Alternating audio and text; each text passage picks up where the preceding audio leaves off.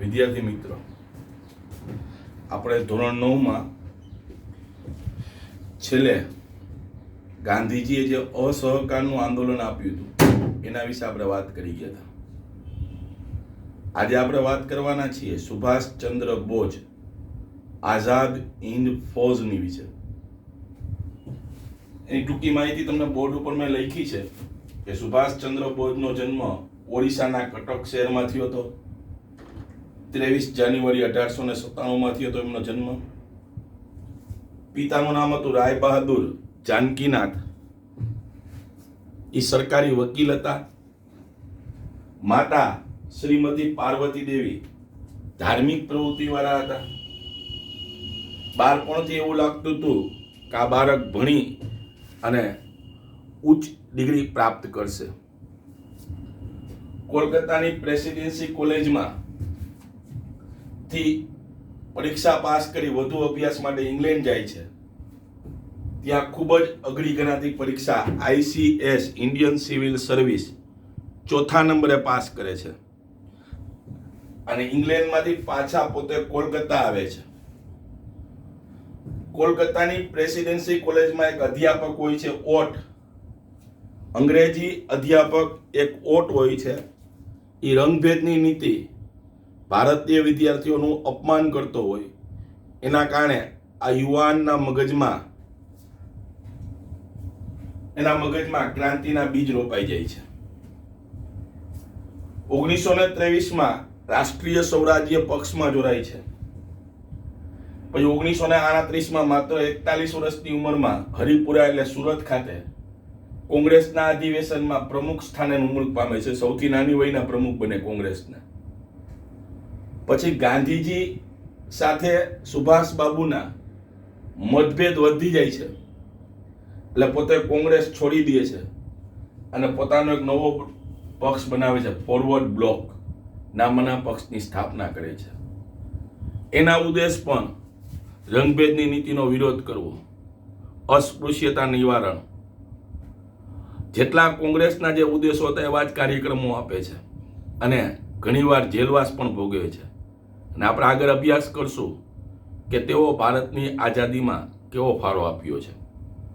એટલે આ સુભાષચંદ્ર બોઝ વિશે માહિતી હતી. જો મિત્રો તમારી પાસે સામે ટેક્સ્ટ બુક હશે, હું તમને ટેક્સ્ટ બુક વિશેમાંથી સમજાવું છું. આઝાદ હિન્દ ફૌજ અને સુભાષચંદ્ર બોઝ. સુભાષચંદ્ર બોઝનો જન્મ ઓડિશા રાજ્યના કટક શહેરમાં થયો 23 જાન્યુઆરી 1897માં. તેમના પિતા રાય બહાદુર જાનકીનાથ બોઝ કાનૂન ક્ષેત્રે સરકારી વકીલ હતા. માતા શ્રીમતી પાર્વતી દેવી ધાર્મિક વૃત્તિવાળા હતા.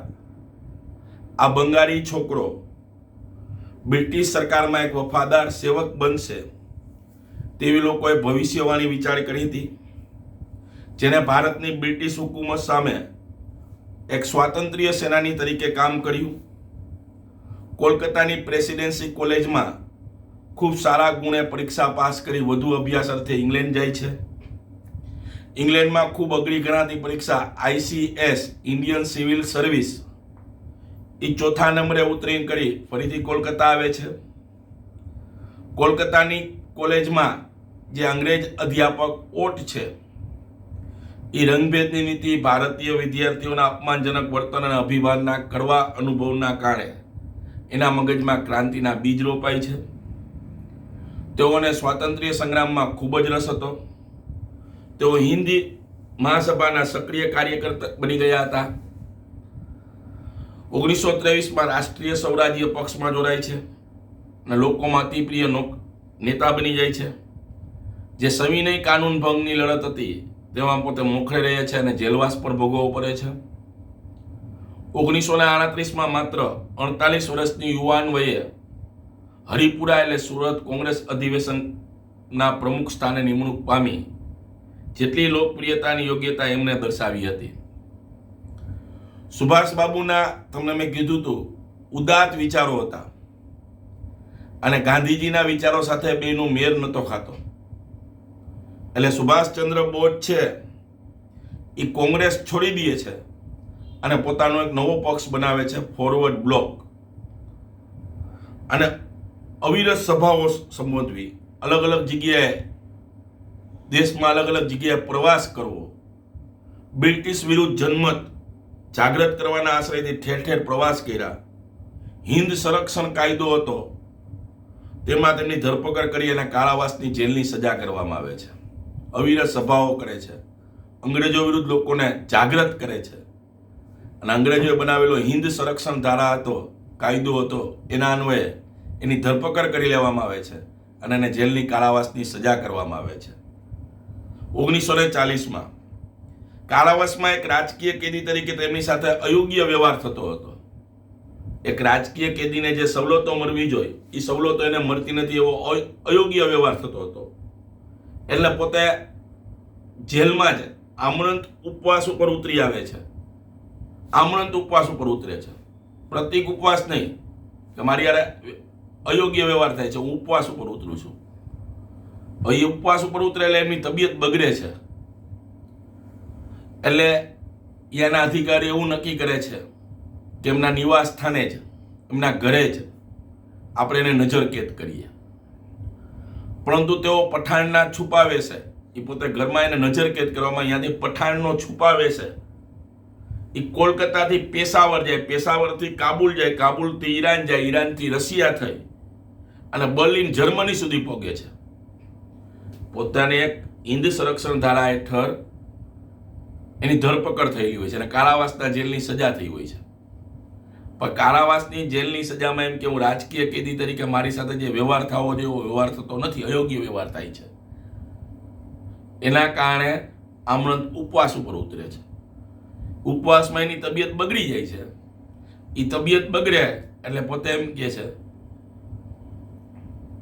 ત્યાંના જેલના અધિકારી એમ કે હવે એને આપણે નજરકેદ કરીએ ઘરમાં જ. ત્યાંથી પઠાણના છુપાવેશમાં કોલકાતાથી પોતે પેશાવર, કાબુલ, ઈરાન, રશિયા થઈને જર્મની બર્લિન સુધી પહોંચે. બર્લિન એટલે જર્મની રાજધાની. ત્યાં જર્મનીએ તેમનું ભારતીયોએ, જર્મનમાં જે ભારતના લોકો રહેતા એ ઉષ્માભેર સ્વાગત કરે છે. બર્લિન રેડિયો પરથી તેમણે પોતાના દેશને બાંધવાનો અને બ્રિટિશ સામે જહાદ માંગવાનો અનુરોધ કરે છે. જર્મનનો નેતા હિટલર સાથે ભારતની આઝાદી વિશે ચર્ચા કરે છે. તેઓએ પહેલા રોમ અને પેરિસ, ઇટાલીની રાજધાની રોમ, ફ્રાન્સની રાજધાની પેરિસમાં સ્વતંત્ર ભારતને લગતા લશ્કરી એકમો સ્થાપી અને ત્યાં 3000 ભારતીયોની ભરતી કરી. ભારતમાંથી છટકીને જાપાનમાં વસેલા હિન્દી જે ક્રાંતિકારીઓ હતા એના નેતા રાસ બિહારી બોઝ બધા મંડળોને સાંકળતી એક સંસ્થા બનાવે છે ક્રાંતિકારીઓની, અને એનું નામ રાખે છે Indian independence league. Indian independence league કોણ બનાવે? રાસ બિહારી બોઝ. ક્યાં? જાપાનમાં. તેમણે ભારતની સ્વાધીનતા પ્રાપ્ત કરવા માટે આઝાદ હિંદ ફોજ ઊભી કરવાનો નિર્ણય લીધો. તેમણે વિશ્વના જુદા જુદા દેશોમાં વસતા હિન્દીઓ જેવા કે મલાયા, જાપાન, ચીન, સુમાત્રા, જાવા, હોંગકોંગ, બોર્નિયો, અંદમાન, બ્રહ્મદેશ એટલે મ્યાનમાર વગેરે જગ્યાએ 100 જેટલા પ્રતિનિધિઓ હાજરી આપી. જેમાં જાપાનના હાથમાં યુદ્ધ કેદી તરીકે પકડાયેલા મોહનસિંઘે આ પરિષદમાં પણ હાજરી આપી. અને નક્કી થાય છે કે એમાં પ્રમુખ તરીકે રાસ બિહારી બોઝ આઝાદ હિંદ ફોજના પ્રમુખ તરીકે ચૂંટાવવામાં આવે છે. કોને? આઝાદ હિંદ ફોજના. એટલે આ સુભાષ બાબુ ભારતને આઝાદ કરવા માટે વિદેશની ધરતીમાં વહી જાય છે. ત્યાંના લોકો જે ક્રાંતિકારી હોય, જે ભારતમાંથી ભાગીને વિદેશમાં વસતા હોય, અંગ્રેજો સામે લડતા હોય, એનું એક મંડળ બનાવે છે અને એનું નામ રાખે આઝાદ હિંદ ફોજ. હવે આઝાદ હિંદ ફોજ અને Indian independence league, Azad Hind ફોજ અને ઇન્ડિયન ઇન્ડિપેન્ડન્સ લીગ છે, એના વિશે આપણને અભ્યાસ કરવાનો છે. તો અંગ્રેજોની કડક સુરક્ષાને ભેદી સુભાષચંદ્ર બોઝ એક સબમરીન દ્વારા બર્લિનથી સફળતાપૂર્વક જાપાન પહોંચે. બર્લિનથી જાપાનમાં આવી જાય. ત્યાં એક જબરું સાહસ હતું. ત્યાં રાસ બિહારી બોઝે હિન્દ મુક્તિ આ ફોજ ઇન્ડિયન ઇન્ડિપેન્ડન્સ લીગની સર્વોચ્ચ નેતાગીરી સુભાષચંદ્ર બોઝને સંભાળી લેવાનું આમંત્રણ આપે છે. રાસ બિહારી બોઝ એમ કહે છે કે ભાઈ ઇન્ડિયન ઇન્ડિપેન્ડન્સ લીગની તમે નેતાગીરી સંભાળી લો, તમે પ્રમુખ બની જાઓ. આ ફોજ માત્ર હિન્દી સૈનિકો અને હિન્દી અધિકારીઓ જ અને ભારતની મુક્તિ માટે લડશે, ભારતને સ્વતંત્ર કરવા માટે જ લડશે એવું નક્કી થાય છે. જેમાં જાપાન અને અગ્નિ એશિયાના હિન્દીઓની મદદ મળી. જાપાનના જે તે વખતના વડાપ્રધાન ટોજો છે એની સાથે પણ મુલાકાત થઈ સુભાષચંદ્ર બોઝની. તેમણે હિન્દના પૂર્ણ સ્વરાજ્ય માટે તમામ પ્રકારની સહાય કરશે, જાપાન કરશે તેવું નક્કી થયું. જાપાનના વડાપ્રધાન ટોજોએ પણ એમ કીધું કે ભારતને સ્વતંત્ર કરવા માટે અમે તમામ પ્રકારની સહાય કરશું.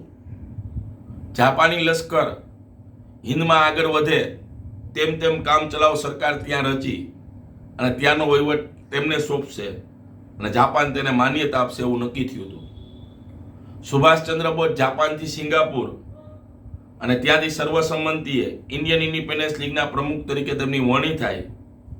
સાથે સાથે Rashbehari Bose Indian national army Azad Hind ફૌજના વડા તરીકે સ્વેચ્છાએ નિવૃત્તિ લઈ સુભાષચંદ્ર બોઝની આઝાદ હિંદ ફૌજના વડા તરીકે પણ નિમણૂક કરે છે. રાસબિહારી બોઝની સ્વેચ્છાએ નિવૃત્તિ લઈ લે છે અને નિમણૂક કોને કરે? સુભાષચંદ્ર બોઝની. ત્યાં વસતા હિન્દના પોતાની માતૃભૂમિને મુક્ત કરવા માટે યોગ્ય અને એક સમર્થ નેતા મળી જાય છે.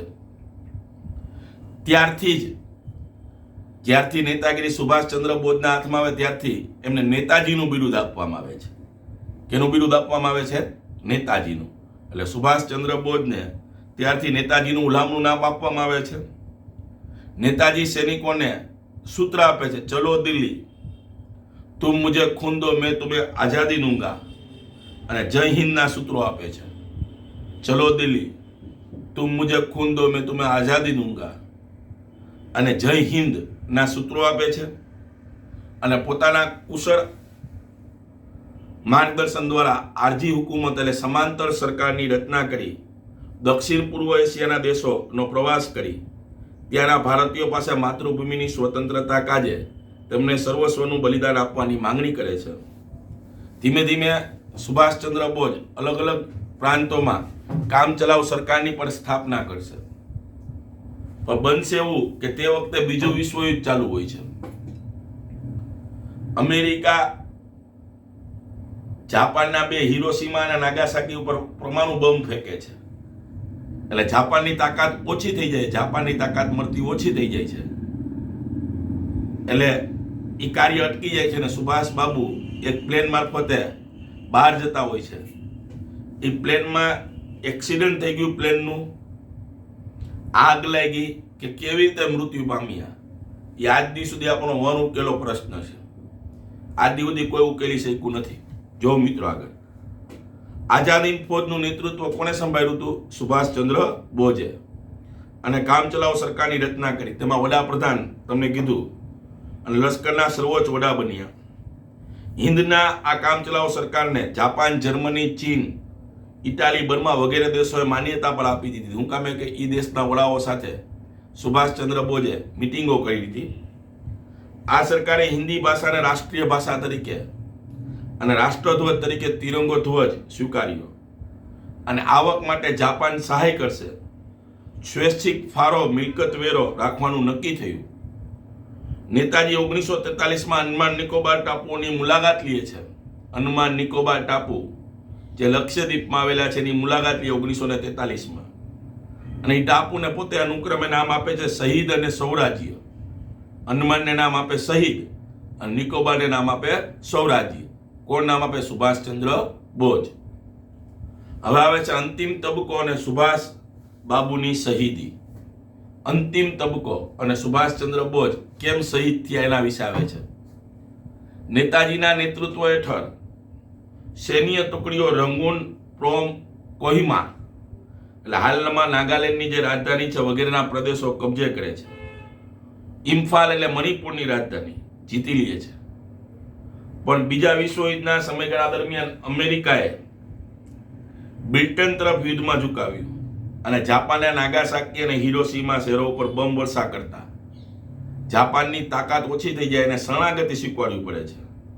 જેથી નેતાજીને એટલે આઝાદ હિંદ ફૌજને જે સહાય મળતી જાપાન તરફથી એ બંધ થઈ જાય છે. તદુપરાંત બ્રિટનના હવાઈ જહાજોની આઝાદ હિંદ ફૌજ ઉપરના બોમ્બના લીધે સ્થિતિ વધુ વણસે છે. નેતાજી એટલે સુભાષચંદ્ર બોઝ આ કપરી પરિસ્થિતિમાં વિમાન મારફતે બેંકોક, સાયગોન અને ફોર્મસના ટાઈપાઈ વિમાન મથકે પહોંચ્યા. પણ ત્યાં વિમાનમાં અકસ્માતમાં આગ લાગતા હોસ્પિટલમાં સારવાર દરમિયાન અવસાન પામ્યા. 18 ઓગસ્ટ 1945. અલબત્ત સુભાષ બાબુનું આ વિમાન અકસ્માતમાં અવસાન થયું તે આજે પણ એક વન ઉકેલેલું પ્રશ્ન છે. કેવી રીતે મૃત્યુ પામ્યા યાદી સુધી વન ઉકેલેલું પ્રશ્ન છે. તો મિત્રો આપણે અહીં અભ્યાસ કર્યો સુભાષચંદ્ર બોઝ અને આઝાદીન ફોજ, કે સુભાષ બાપુનો જન્મ ક્યાંથી થયો, ક્યાં કુટુંબમાં જઈને કેવી રીતે અભ્યાસ કર્યો, કેવી રીતે ભારતની આઝાદીમાં જોડાણા, કયા પક્ષમાંથી કયો પક્ષ બનાવ્યો, કારાવાસના જેલની સજા ભોગવી, ત્યાંથી છુપાવેશમાં ભાગી વિશ્વના અલગ અલગ દેશોમાં ગયા, ત્યાં ઇન્ડિયન ઇન્ડિપેન્ડન્સ લીગ આઝાદીન ફોજની સ્થાપના કરે છે. એ બધા વિશે આપણે અભ્યાસ કર્યો.